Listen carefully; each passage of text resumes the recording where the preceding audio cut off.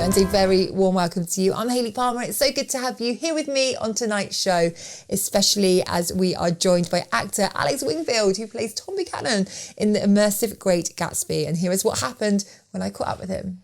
Alex, it's great to have you here on the show. We made it happen at last. How are you? Yes, I'm good, thanks, Hayley. How are you?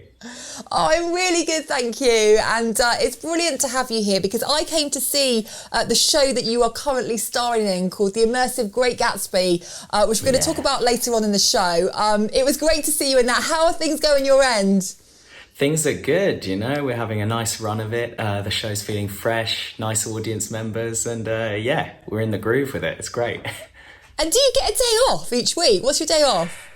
Today is my day off. I get Mondays and Tuesdays this. I feel so sorry for you. No, I'm enjoying it, so that's the main thing. I bet you need that break though, because it's quite an intense show, isn't it? So having those days off is really important, right? Absolutely, yeah. It's a 2.5 hour show and you don't stop. I mean, you know what it's like. The immersive aspect of things means I'm just constantly on and improvising and in small scenes, big scenes. It's relentless, but yeah, I get a lot out of it, a lot of enjoyment. I love that word, relentless. It's so true. Yeah. I can imagine. Well, we got some brilliant song choices from you on today's show. Your first song choice, Billy Joel, Always a Woman. Why this song? I love Billy Joel. Reminds me of car journeys with my family. When we used to go on holiday, it was either ABBA Gold or Billy Joel. I mean, come on, what more do you want? Win-win. So yeah, I love this song particularly. I mean, there's a lot to choose from with Billy Joel, but I think he's an amazing songwriter and amazing performer. Yeah, he really is. Well, we're going to play out Billy Joel on the show now, and I will be catching up more with Alex on the other side of this.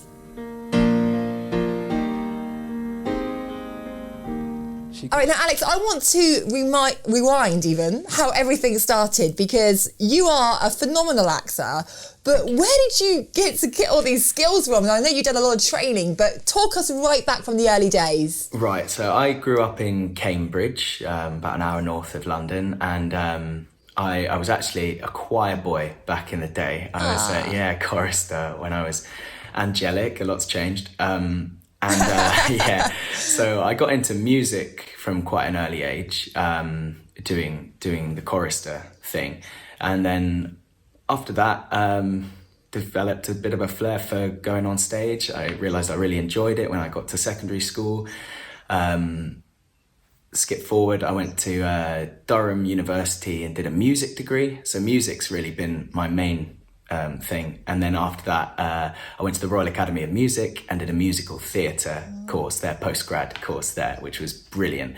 And since then I've been working as a professional actor for, 8 years now, and sort of specialising in actor-musician things. I play a few instruments, so doing that. And yeah, it's brought me lots of varied work. And here I am in the Great Gatsby at the moment.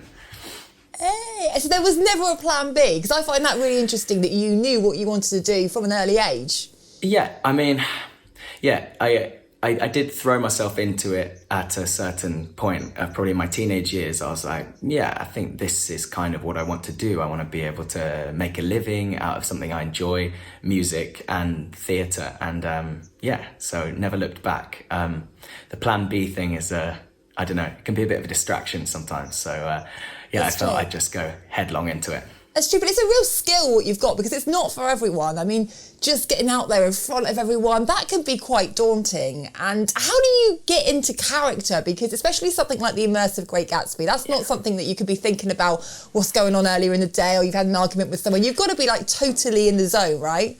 Yeah, absolutely. I think the immersive side of things really helps with that rolling, because like we discussed, you don't have a moment to stop. So there's no time to... Yeah, I need to sit down and a Diet Coke halfway through, I think. Exactly.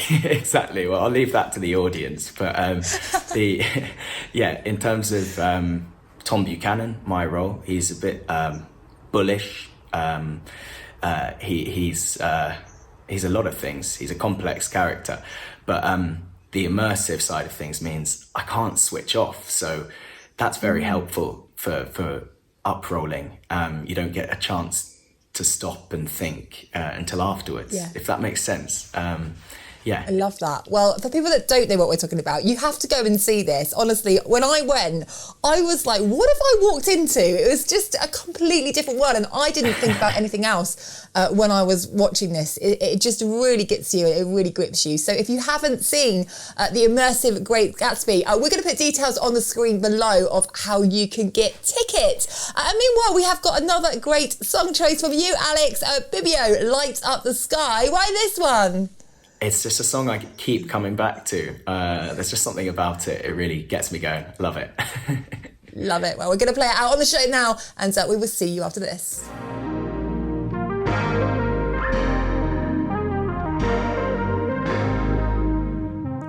Now, Alex, we've got a question from one of our lovely viewers called Emma. Emma says that she has come to see you. She absolutely loved it, and she wants to know, and I want to know too, what's the funniest thing that's ever happened? Oh, well, there's a lot to choose from here. I would probably say the funniest thing that happened was there's one scene in The Great Gatsby where Daisy Buchanan is getting ready to go to tea with Nick Carraway, but it's actually a tea with Jay Gatsby. She doesn't know until she arrives, and she's getting choosing her dress for that tea party. And one time she came back in with her dress, and the scene started, and then a couple minutes later, a straggler, an audience member who was straggling in that room, came back in wearing a full prop ball gown, like a wedding dress of Daisy's, and she put it on over her costume. And we were all mid-singing, huh? So, how do you guys keep it together when something like that happens, though? Because obviously you must be giving each other little looks because you know the script so well. I'd like to say I'm just trying to put myself in your shoes. Yeah, I'd like to say we were completely professional, but sometimes it does bubble over. So yeah, I think we were definitely laughing a fair bit at that. For days. Love yeah. that. And do you have meetings every day, but before you go on stage or afterwards, debriefs as say how you could do it better? I mean, how's it work? Yeah, I mean, as I've already touched upon, it's a very collaborative ensemble-led piece. So, dialogue is very, very important. We, of course, warm up as a group, vocally, physically, do our fight calls, because there's a few fights in there. And then afterwards, we check in with stage management for the technical side of things. And then we also just talk about it as a cast, because it's all about the little detail, fine-tuning, and there's a lot of room to play around and see what works. It's a very sort of free environment for an actor, which is great, very liberating. Yeah, I can imagine. God, I'm just trying to put myself into your guys' shoes, because like I say, just even watching it and being involved in it, I needed a Mackie D's afterwards, let alone you guys. So just brilliant. We're going to go into your next song choice, Fleetwood Mac, Everywhere. Why this one? Yeah, again, Fleetwood Mac, brilliant band. This song reminds me of a wedding. My friend's sister got married, and my mate asked myself and some friends to do a flash mob, and we were, it was great. And she had no idea, and he started his best man speech, my friend, and he started with "Can you hear me calling out your name?" And then just immediately the song, the shimmery sound you'll hear in a moment, came on, and we all popped up from this. It's just a fond memory of mine. Is there video evidence of this, Alex? There must be somewhere, though I don't know if I've seen it. We need to track this down. It's firm in my memory. All right, brilliant. We'll get it. We'll check this out. Here's Fleetwood Mac. Enjoy.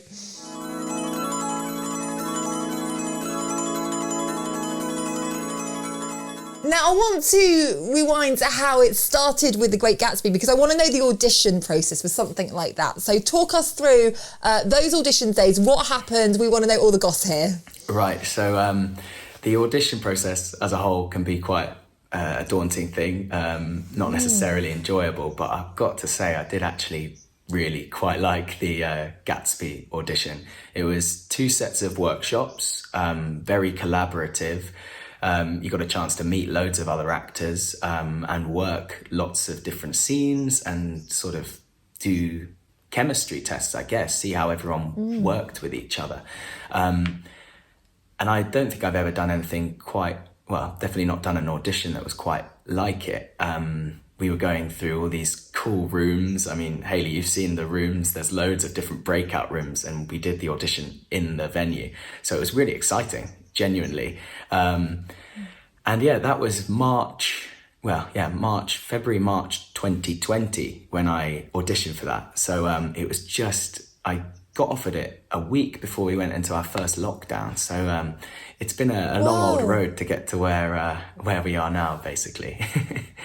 Yeah. Yeah. Did you think you'd got it? Like, because you have sort of a feeling when you know it's going quite well, or you think it's going really rubbish. Like, how were you feeling after you'd done those workshops?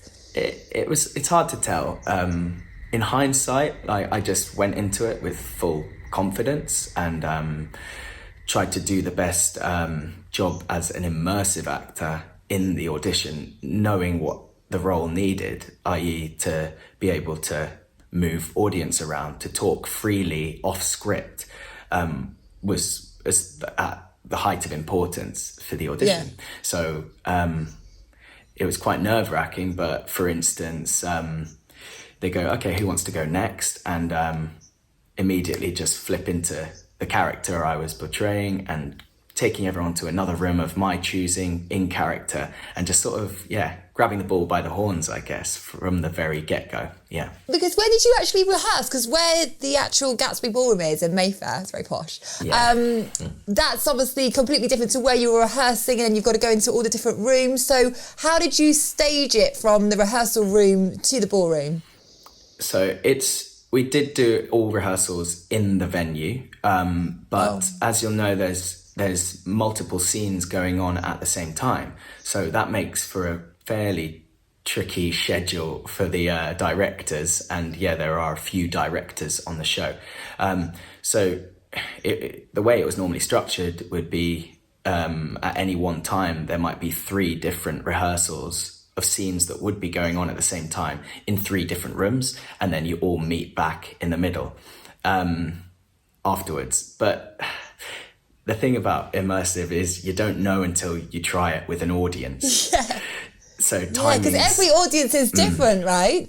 Absolutely. Every audience is drastically different, and dramatically different. So, and they inform the narrative. And sometimes that also informs your timings. So one night you might be having a really good conversation with somebody and it'll take you longer to get to your next room that you need to be in. So in the back of your head, you're going, okay, I need to speed this up or slow this down. So there's a lot going on.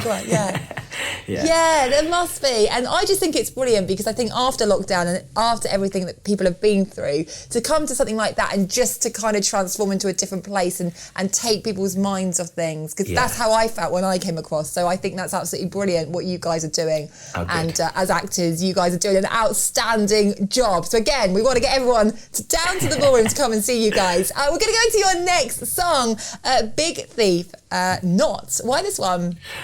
They're one of my favourite bands, Big Thief. I'm going to Glastonbury in a couple of months, so I'm looking forward to seeing them. Are you camping there for a couple of days? I am, I am. I can't wait. I'm absolutely can't do it. I can't do camping. You can't do it? I can do the partying really well, but I just can't do the sleeping in a tent. I need to be in a 5-star hotel, Alex. Yeah. Glamping is available, I believe, but I'm going to be roughing it.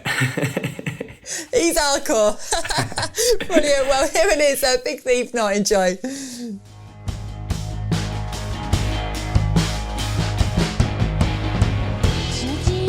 Now, Alex, we like to get to know our guests a little bit more, so everybody has to do this on the show. We've got a quick fire quiz round for you. Are you ready, Alex Wingfield? I think I'm as ready as I'll ever be, yeah. Here we go. All right, first one. Warm-up ritual. I think ritual-wise, we always do a full physical warm-up, but I would say part of my ritual would be playing cards with the cast just before the show. We always play a game of cards. Which card game? Am I allowed to swear? No, family show, but we get the idea, okay? Yeah. Best thing to eat after your show? Because I like to ask all the actors this question. It's very important here. Yeah, if it's open, I tried the vegan KFC burger and it's wow, okay. So I agree with you, those words, if it's open, because a lot of these places, they shut earlier now, even in London. And I'm like, no, we've come out of show, we're starving. We need something to eat desperately here. Yeah, sometimes I roll up on my bike and I'm very disappointed to see that the Colonel is not Disappointment levels, yes. Music to listen to when you're getting ready. Is that something you do? Yeah, we do actually. In the dressing room, on the speakers, it's quite eclectic. But if it's my choice, I tend to put some hip hop on generally.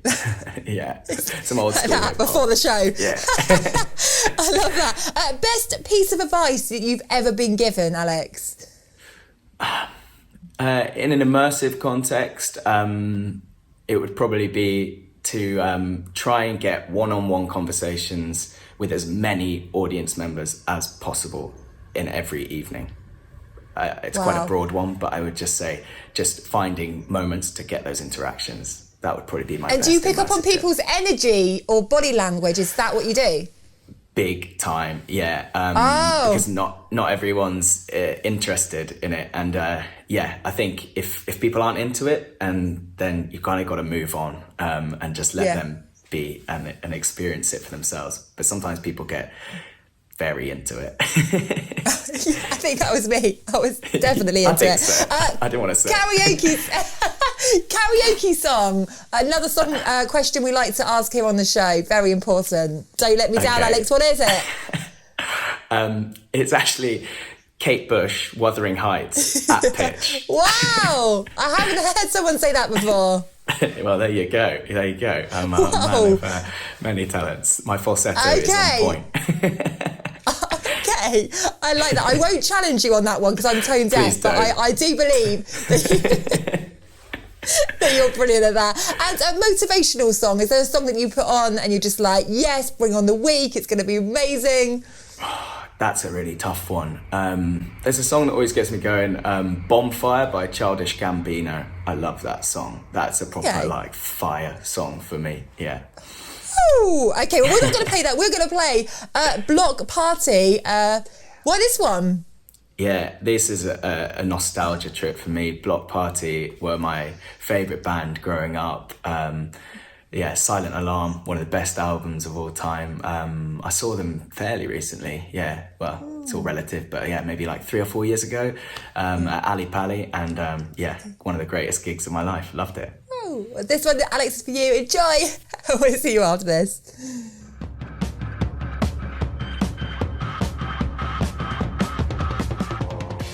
Now, Alex, your last song choice makes me very happy indeed. I don't want you to go on this basis. The ABBA, The Winner Takes It All, one of my all-time favourites as well. Why this song? As I mentioned earlier, Billy Joel or ABBA were my car hits back in the day. And this song is kind of iconic, uplifting, sad, all of it. It's got everything in it. Iconic would be the word for me. Definitely. Well, we're going to play that out on the show right now, but I am so chuffed to get you on the show because, like I said, I came to see The Great Gatsby. I had no idea what it was going to be about. I actually didn't know I was coming to the last minute, and I walked in and I was just like, wow.